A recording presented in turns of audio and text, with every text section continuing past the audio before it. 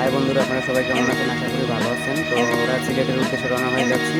তো আমরা কোথায় কোথায় ঘোরাফেরা করলাম, কোথায় কোথায় কী করলাম দেখতে থাকুন। আর পাশে চলে আসছি চা বাগান।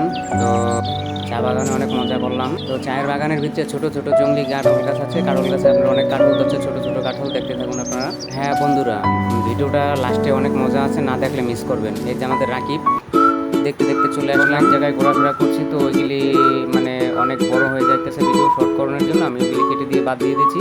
তো এই যে পাহাড়টা দেখতে পাচ্ছেন, পাহাড়টা কিন্তু অনেক বড়। পাহাড়ের ভিতরে আপনার জঙ্গলি টিয়া পাখির অনেক বাসা আছে। আর একটা জিনিস দেখে খুবই ভালো লাগলো, না বলে পারছি না। এই জায়গাটা হচ্ছে জিরো পয়েন্ট। এইখানে বাংলাদেশ আর ইন্ডিয়া মিলিত হয়েছে। ইন্ডিয়ার মানুষ বাংলাদেশে আসছে, বাংলাদেশের মানুষ ইন্ডিয়া। তো আমরা এখন যাচ্ছি ইন্ডিয়ায়। ইন্ডিয়ার দৃশ্যগুলি অনেক ভালো লাগছে। সাব্বির রহমান বৈশা রয়েছে, রাকিবে চেয়ে চেয়ে দেখতেছে। তো আমরা ছোট একটা বোটে করে যাচ্ছি মায়াবী ঝর্ণায়। তো আমার ছেলে গোপাল ও অনেক আনন্দ করছে, অনেক মজা করছে। তো আমরা চলে আসলাম সেই মায়াবী ঝর্ণার কাছে। তো দেখুন ভাই, এটাই মজার দৃশ্য। তো অবশেষে আমরা অনেক মজা করলাম, ঘোরাফেরা করলাম, অনেক সুন্দর জায়গায় ঘোরাফেরা করছি। আরও আশা করি ভবিষ্যতে আবার যাব, কিন্তু আপনারাও চেষ্টা করবেন যাওয়ার জন্য। আর আমরা আসার পথে হঠাৎ করে কালবৈশাখী ঝড়ের খবরে পড়লাম।